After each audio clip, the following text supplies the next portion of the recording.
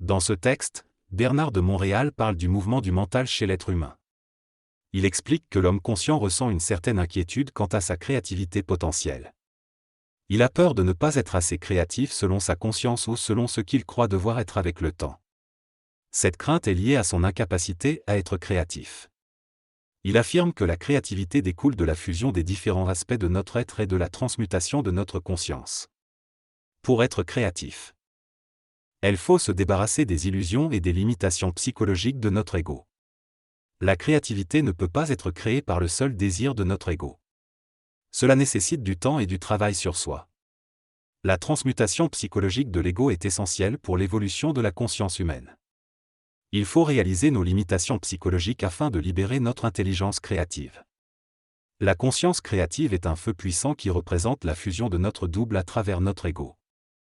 Dès que nous ne sommes pas capables d'assumer cette fusion, nous ne pouvons pas connaître la créativité d'une conscience libérée du connu. Pour vivre une telle transformation, il faut transformer notre vie et notre conscience pour pouvoir absorber totalement notre lumière intérieure. Si l'homme n'est pas capable d'exercer instantanément sa volonté, il ne peut pas donner à l'énergie créative la pulsion nécessaire pour se manifester à travers l'ego. La frustration de la conscience face à la créativité est un obstacle à l'évolution de sa conscience. Tant que l'ego est frustré de ne pas être créatif, il y a encore du travail à faire pour atteindre un état de neutralité et d'expression simple de la volonté créative. La frustration représente une retenue d'énergie utilisée par le double pour transmuter la conscience de l'ego. Les lois de l'énergie et de la créativité ne sont pas sous l'emprise de l'ego. L'homme doit prendre conscience de l'évolution de sa conscience vers la créativité et agir dans d'autres aspects de sa vie pour favoriser son développement. La conscience créative n'est pas un don, mais le produit d'une transmutation systématique des principes subtils de l'homme.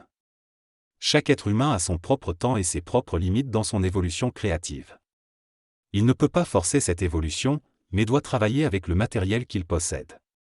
Chaque être humain a en potentiel un accès à la créativité, mais il est souvent frustré de ne pas pouvoir la mettre en pratique. Cette frustration est due au fait que l'ego refuse de reconnaître ce qui doit être transformé en lui. Cependant, l'homme doit dépasser cette frustration et atteindre un état où il n'est plus impliqué dans la créativité. La créativité ultime correspond à une mentalité où l'ego n'est plus sujet à la frustration. Pour parvenir à cette unité entre conscience et créativité, l'homme doit mûrir mentalement et subir une transformation nécessaire. Tant qu'il ne sera pas capable de vivre cette transformation, sa créativité sera retenue et ne sera pas parfaitement utilisée. La créativité est donc équivalente à l'épuration de la conscience, et si l'homme n'est pas créatif, c'est qu'il y a encore des aspects à transformer en lui. La créativité de la conscience humaine ne peut pas être pleinement réalisée si l'individualité de l'homme comporte des failles. Pour être réceptif à cette énergie créative, l'homme doit travailler sur lui-même, corriger ses aspects inconscients et s'harmoniser avec son double.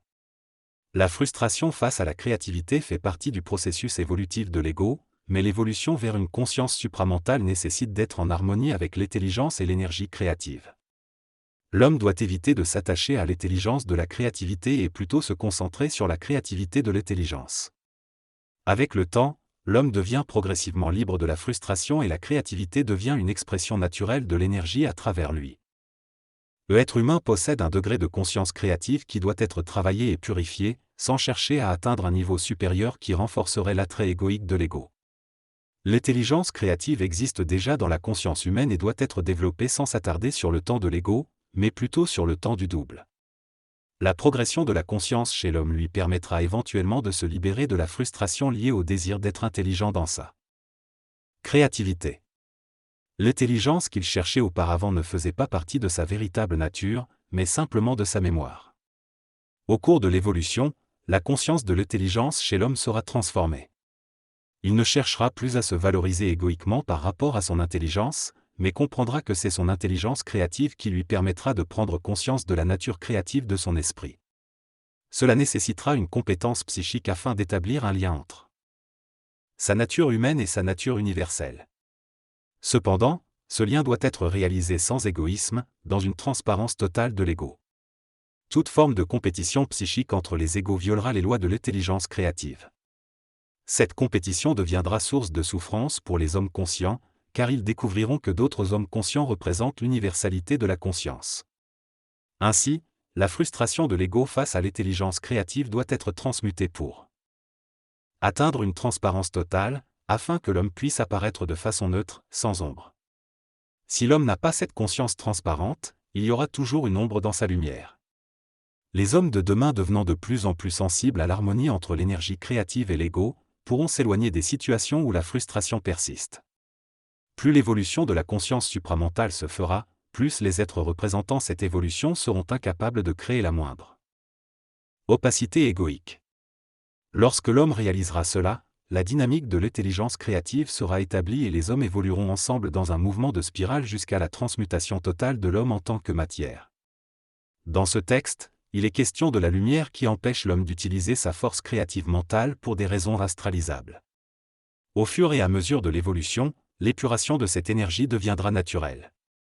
L'homme doit être protégé contre les aspects inférieurs de son mental et les forces arimaniennes et lucifériennes ne doivent pas utiliser la conscience humaine pour retarder l'évolution de la conscience supramentale.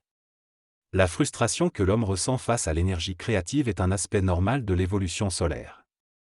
Actuellement, l'homme peut manifester une certaine énergie de conscience supérieure, mais dans le futur, il devra la manifester en relation avec d'autres qui ont dépassé l'égoïsme de l'intelligence créative. Plus l'évolution se fait, plus l'intelligence sera puissante et les pièges et illusions seront éliminés. L'homme nouveau sera protégé par sa propre lumière. Il est important de distinguer entre la manifestation de l'intelligence créative et la manifestation créative de l'intelligence. La première peut comporter de l'ombre et des illusions car l'homme est encore prisonnier de ses propres voiles. Mais ceux qui auront une vision claire pourront pénétrer le monde mental de l'homme et éliminer les obstacles à l'évolution créative. Il est donc nécessaire que l'homme devienne créativement intelligent pour se libérer des illusions et des formes qui ne sont pas en parfaite union avec la lumière. Certains êtres sont déjà capables de percevoir cette différence. L'homme nouveau qui manifeste l'intelligence créative sera perçu comme n'ayant pas encore perfectionné totalement son mental, tandis que ceux qui auront gravi les échelons du temps seront l'expression créative de l'intelligence, sans ombre. L'évolution vers la conscience supramentale sera puissante et libérée des illusions.